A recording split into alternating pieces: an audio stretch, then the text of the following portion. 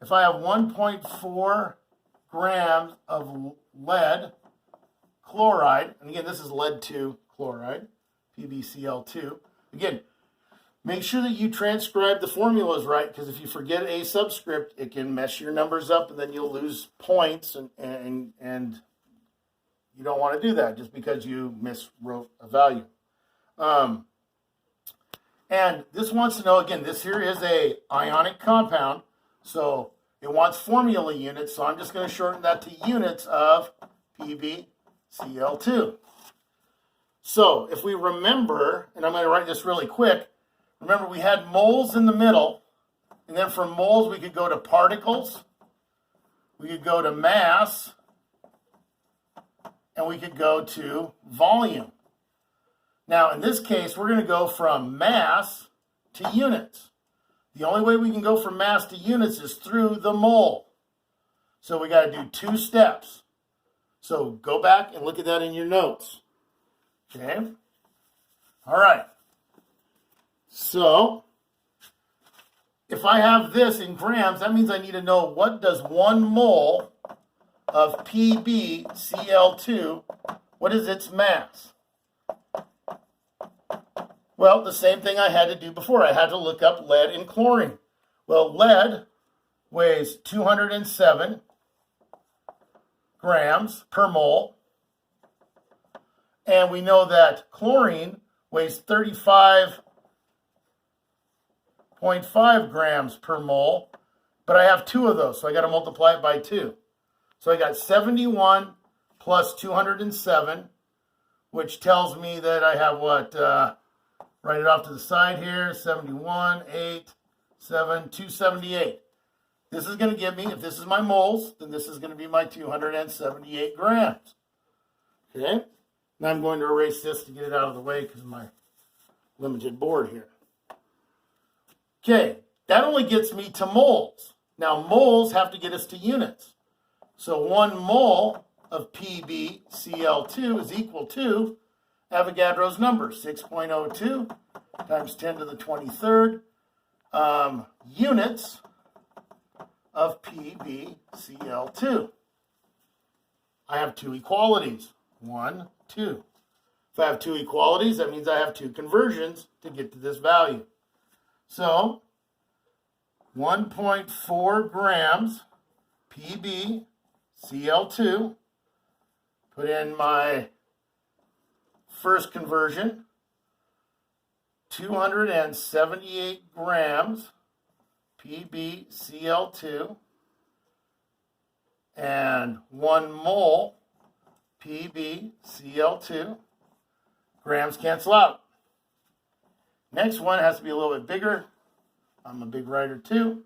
So 1 mole PbCl2 is 6.02. In there, times 10 to the 23rd units, PbCl2, moles cancel out, and we plug in chug, 1.4 divided by 278 multiplied by this rather large number, and we get 2 sig figs, 3.0 times 10 to the 21st units of PbCl2. Okay? And again, that's been looked at to make sure that I have the right number of sig figs. I rounded it if I needed to, or if I left it the same. So check your work. If you got that answer, great. You did number 20 correct. Let's look at number...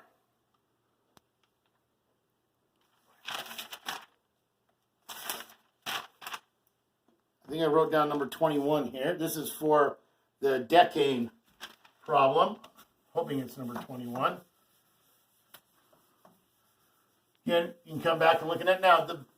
The reason why I'm doing this one is for one reason only. It's not that it's any harder than the one we just did, but number 21 is dealing with molecules. And one of the things that students like to try to do is when we shorten things up, they try to shorten up that word molecule. I did mention this in our notes that you cannot shorten this up. So we're starting off with Avogadro's number. And we got to write out the whole word molecules. This tells me I have a covalently bonded compound, something that does not have metals in it. And this is C10H22. Okay, for decane. And we want to know how many grams of C10H22 we're going to get. So we're going to set this up the same way.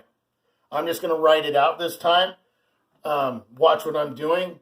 The same steps. The only difference is now our units is molecules rather than units or atoms or ions. It's molecules. So first thing is I know I have to go from grams to moles, moles to molecules. So 1 mole of C10H22 is equal to how many grams? Well, that would be 10 times 12, 22 times 1, and we come up with a total of 142 grams of C10H22.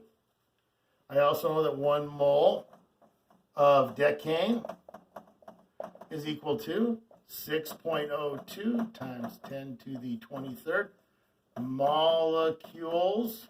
Got to write it. Oh, no dot there. Molecules of C10H22. Okay. I set up my quality. I'm just going to write it out here.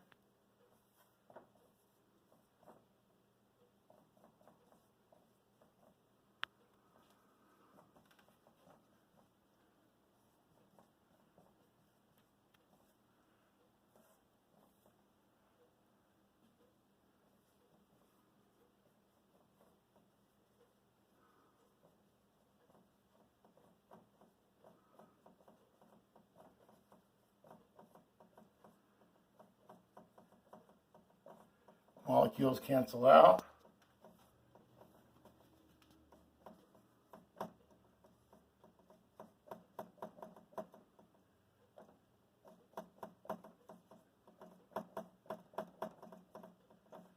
So again, if you try to shorten up molecules to mole, MOL, which is a lot of us do, it's not the same thing as a mole. That's why we had to write everything out. I have 3 sig figs. 2.94 is 3 sig figs. My answer can only have 3 sig figs. So when I get done with this one, I should come up with 693.4 grams. But that rounds to 693 grams of C10H22. If you got that answer for number 21, you did a great job. Okay. All right. Our last one that we got to do is just conversions.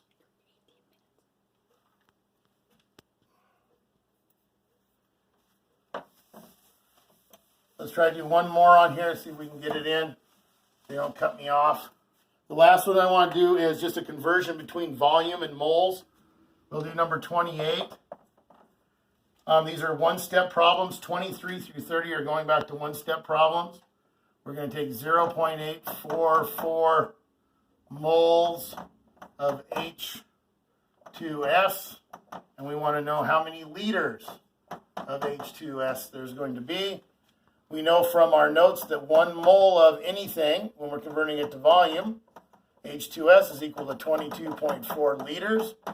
H2S, 1 equality, 0.844 moles H2S, do my conversion factor, my 1 mole, H2S goes on the bottom, 22.4 liters go on the top, moles cancel out, 3 sig figs. Remember, this is a definition, so that's not the 3 sig figs. This is right here, and you should come out with 19.8 liters of H2S. Okay. So again, those are one step. Those are just doing volumes. The last thing I want to say, if I can get this on there, is I want you to be working on your 10.2 apply one, the one with the little, it's talking about bubbling hydrochloric acid. that apply worksheet, treat that as a quiz like we have in the past. Send me pictures of that worksheet completed, and I will grade that as a quiz for you, those of you that get those to me, or you can turn it in as a hard copy on Wednesdays, and there'll be a little bit of lag time in there for me getting them graded. Okay? I hope these help out. Like I said, we will be doing some more notes. I won't probably be doing those until next week because this is a lot of work. We've got lots of other things going on. So have a good weekend, guys. I hope this helps. Let me know on the emails, please. Talk to you later.